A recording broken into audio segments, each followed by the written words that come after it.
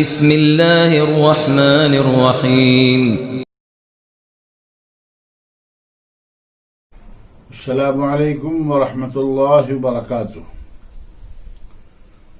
الحمد للہ رب العالمین والصلاة والسلام على خیر خلقه محمد وآلہ وصحبہ اجمعین ومن تبعهم بإحسان إلى يوم الدین وبعد.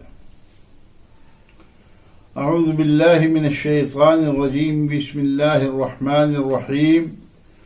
لن ينال الله لحومها ولا دماؤها ولكن يناله التقوى منكم. اللہ اکبر اللہ اکبر. لا الہ الا اللہ واللہ اکبر اللہ اکبر وللہ الحمد. ناظرین کرام، برادران اسلام، میری عفت ماؤں، بہنوں اور بیٹیوں، آج عید الاضحیٰ ہے. سب سے پہلے میں آپ تمام لوگوں کو عید الاضحیٰ کی مبارکباد دے رہا ہوں اور اللہ رب العالمین سے دعا کر رہا ہوں کہ اللہ رب العالمین اس عید کو ہم سب کے لیے، پوری امت مسلمہ کے لیے باعث خیر و برکت اور باعث یمن و سعادت بنائے، اور عید کی یہ گھڑیاں ہم پر اور آپ پر بار بار لائے، اور اللہ رب العالمین ہماری تمام طاعات و عبادات کو قبول فرمائے. آج عید الاضحیٰ ہے، اسی کو یوم النحر بھی کہا جاتا ہے، قربانی کا دن. آج ہم اور آپ اللہ رب العالمین کے حضور قربانیاں پیش کر رہے ہیں اور سنت ابراہیمی علیہ السلام کو زندہ کر رہے ہیں. موقع کی مناسبت سے آج یہ بتانا مقصود ہے، آج کے درس میں یہ بتانا مقصود ہے کہ یہ قربانیاں جو ہم اور آپ اللہ رب العالمین کے حضور پیش کرتے ہیں، ان کا مقصد کیا ہے. کیا یہ گوشت خوری کی ایک تقریب ہے جو مسلمان سال میں ایک مرتبہ منا لیتے ہیں، جانور ذبح کر کے کھاتے اور کھلاتے ہیں؟ کیا اس کا یہی مقصد ہے یا اس کے علاوہ قربانی کا کوئی عظیم مقصد ہے؟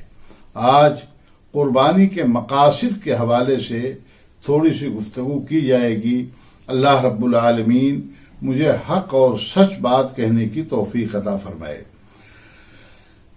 قربانی کے مقاصد میں سے بنیادی اور اہم مقصد اللہ کے تقوی کا حصول اور اللہ رب العالمین کی رضامندی کا حاصل کرنا ہے. ناظرین کرام، قربانی ایک عبادت اور اللہ رب العالمین کا تقرب حاصل کرنے کا ایک اہم ذریعہ ہے.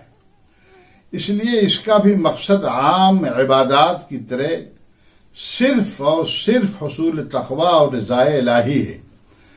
اس لیے نہ تو قربانی رسم و رواج سمجھ کر کرنی چاہیے اور نہ اسے گوشت خوری کی ایک تقریب سمجھنا چاہیے، بلکہ قربانی کرنے والے کے دل میں وہی جذبہ ایثار و قربانی موجزن رہنی چاہیے جو سیدنا ابراہیم علیہ السلام کے دل کے اندر تھی. اس لیے قرآن مجید میں قربانی کے تعلق سے وضاحت کے ساتھ اللہ رب العالمین نے ارشاد فرمایا ہے کہ لن ینال اللہ لحومها ولا دماؤها ولكن ینالہ التقوی منکم. اللہ تعالیٰ کو قربانیوں کے گوشت نہیں پہنچتے، نہ ان کے خون، بلکہ اسے تو تمہارے دلوں کی پرہیزگاری پہنچتی ہے. نیز حضرت آدم علیہ السلام کے بیٹوں کے حوالے سے قرآن کریم کے اندر جس قربانی کا ذکر ہوا ہے اور جس میں صراحت ہے کہ ایک بیٹے کی قربانی مقبول ہوئی تھی اور دوسرے کی قربانی مسترد ہو گئی تھی، وہیں اس بھائی کی زبان سے جس کی قربانی بارگاہ الہی میں شرف قبول سے بہرہ ور ہوئی تھی، یہ کہلوایا گیا تھا کہ اللہ تو صرف متقیوں ہی کی قربانی قبول فرماتا ہے۔ آیت ربانی سماعت فرمائیں، اللہ رب العالمین نے فرمایا وَاتْلُ عَلَيْهِمْ نَبَأَ ابْنَيْ آدَمَ بِالْحَقِّ اذ قربا قربانا فتقبل من احدهما ولم يتقبل من الاخر قال لاقتلنك قال انما يتقبل الله من المتقين۔ آدم علیہ السلام کے دونوں بیٹوں کا کھڑا کھڑا حال بھی انہیں سنا دو۔ ان دونوں نے قربانی یعنی نذر پیش کی، ان میں سے ایک کی قربانی یعنی نذر تو قبول ہو گئی اور دوسرے کی مقبول نہ ہوئی۔ وہ کہنے لگا کہ میں تجھے مار ہی ڈالوں گا۔ اس نے جس کی نظر مقبول ہو گئی تھی، اس نے کہا کہ اللہ تقوی والوں کا ہی عمل قبول کرتا ہے۔ احادیث شریفہ میں بھی اس جانب واضح اشارہ ہے کہ قربانی اخلاص نیت اور حصول تقوی کے جذبہ ہی سے مقبول ہوتی ہے۔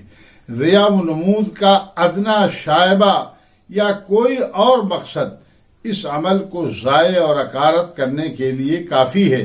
اس لیے مسلمانوں کو اس عبادت کے اندر اخلاص پیدا کرنا چاہیے اور قربانی محض اللہ رب العالمین کی رضا کے حصول کے لیے اور تقوی پیدا کرنے کے مقصد سے کرنی چاہیے۔ اللہ ہم سب کو اس کی توفیق عطا فرمائے۔ اسی طریقے سے قربانی کا ایک دوسرا بھی مقصد ہے، یعنی حضرت ابراہیم علیہ السلام کے اندر جو جذبہ ایثار تھا، خود سپردگی اور فداکاری کا جو اقرار انہوں نے اللہ رب العالمین سے کیا تھا، وہ جذبہ اور وہ اقرار ایک قربانی کرنے والے کے اندر بھی موجود ہونا چاہیے۔ پوری دنیا کے مسلمان عید الاضحیٰ اور ایام تشریق میں سنت ابراہیمی کو زندہ کرتے ہوئے قربانی کرتے ہیں۔ ان کی یہ قربانی دراصل اس ذبح عظیم کی یاد تازہ کرتا ہے جو حضرت ابراہیم علیہ السلام کی زندگی کا ایک ناقابل فراموش اور غیر معمولی واقعہ ہے، جب اللہ کے اس مخلص بندے نے خواب کو حقیقت کا روپ دے دیا اور حلیم و بردبار اور آداب فرزندی سے واقف کار بیٹے کی حلق پر ایک مشفق باپ ہوتے ہوئے بھی چھری رکھ کر فداکاری کی لازوال مثال قائم کر دی۔ یہ منظر دیکھ کر یقیناً زمین تھرا گئی ہوگی اور آسمان لرز اٹھا ہوگا، مگر اللہ کے اس خلیل کے ہاتھ میں نہ معمولی لغزش آئی اور نہ ہی اس کا پائے ثبات ادھر سے ادھر ہوا۔ اللہ کے حکم کی بجاوری اور اللہ کی رضا کے لیے ابراہیم علیہ السلام نے اپنے چہیتے اور لاڈلے بیٹے حضرت اسماعیل علیہ السلام کو اللہ کے حضور قربان کرنے کے لیے آمادہ ہو گئے۔ بیٹے سے مشورہ بھی کیا کہ دیکھیں بیٹا امتثال الہی کے لیے کس حد تک تیار ہے، قربان جائیے۔ بیٹا بھی اس آزمائش میں سرخرو اور کامیاب نکلا اور مومنانہ جواب دیا کہ ابا جو حکم ہوا ہے اسے بجا لائیے۔ شاعر نے کہا ہے یہ فیضان نظر تھا یا کہ مکتب کی کرامت تھی، سکھائے کس نے اسماعیل کو آداب فرزندی۔ پھر بیٹے کو پیشانی کے بل زمین پر لٹا دیا گیا اور چھری گردن پر رکھ دی گئی کہ اللہ تعالیٰ نے آواز دی کہ بس ابراہیم بس، تم نے تو اپنے خواب کو بھی سچ کر دکھایا اور اسماعیل کی جگہ ایک میڈھا فراہم کر کے ان کے جذبہ قربانی کی تسکین کا سامان فراہم کیا، اور اس سنت کو دوسروں میں بھی اللہ نے جاری و ساری کر دیا۔ اللہ تعالیٰ نے قرآن مجید میں اس واقعہ کی منظر کشی ان الفاظ میں فرمائی ہے، فَلَمَّا بَلَغَ مَعَهُ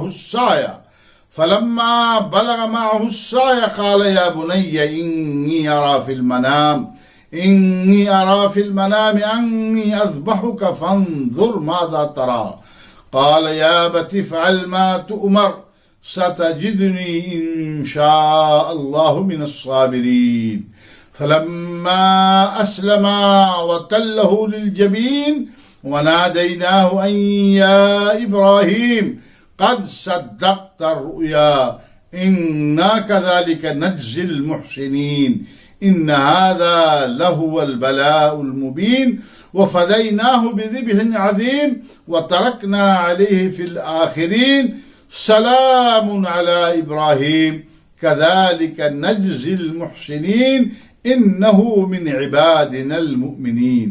گویا قربانی جیسی عظیم الشان عبادت مسلمانوں کو ابراہیم علیہ السلام اور ان کے اطاعت شعار خانوادے کی یاد تازہ رکھنے کے لیے مشروع ہوئی ہے کہ اللہ کی اطاعت و عبادت کے ساتھ وہ اپنے اندر ابراہیم، ہاجرہ اور اسماعیل علیہ السلام کی روح پیدا کریں اور فداکاری و خود سپردگی کے ان اوصاف سے خود کو آراستہ رکھیں جن کے سبب اللہ کے یہاں ان کی پذیرائی اور مقبولیت ہوئی ہے۔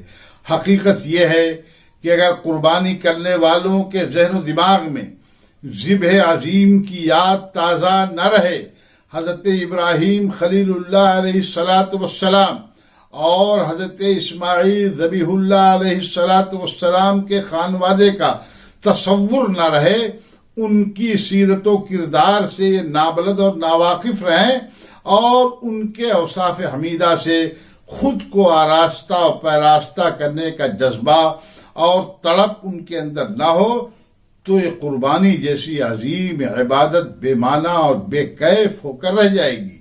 اس سے وہ روحانی لذت حاصل نہ ہوگی جس کا حصول اس عبادت کا مقصد ہے، بلکہ اس کی حیثیت محض رسم و رواج اور گوشت خوری کی ایک تقریب بن کر رہ جائے گی اور اس کا مقصد فوت ہو جائے گا۔ اس لیے قربانی کرنے والوں کو بالخصوص اور عام مسلمانوں کو بالعموم سیرت ابراہیمی سے اپنے ایمان میں تازگی پیدا کرنے کی کوشش کرنی چاہیے اور موجودہ حالات میں انہیں مشعل راہ بنا کر اپنے ایمان کی حفاظت اور دین برحق پر استقامت کی مشق کرنی چاہیے۔ یہی پیغام ہے حج کا اور یہی پیغام ہے قربانی کا۔ یہ دونوں ہی عبادتیں، حج اور قربانی، یہ حضرت ابراہیم اور ان کے خانوادے کی یادگار کے طور پر اللہ رب العالمین نے مشروع کیا ہے۔ اللہ تعالیٰ سے دعا ہے کہ وہ ہماری نیتوں میں اخلاص عطا فرمائے اور ہماری جملہ طاعات و عبادات اپنی مرضی کے لیے انجام دینے کی توفیق بخشے اور انہیں اپنے فضل خاص سے قبول فرمائے۔ ربنا تقبل منا انك انت السميع العليم آمین۔ وصلی اللہ علی نبینا محمد وآلہ وصحبہ وبارک وسلم وآخر دعوانا ان الحمد للہ رب العالمین۔ والسلام علیکم ورحمۃ اللہ وبرکاتہ۔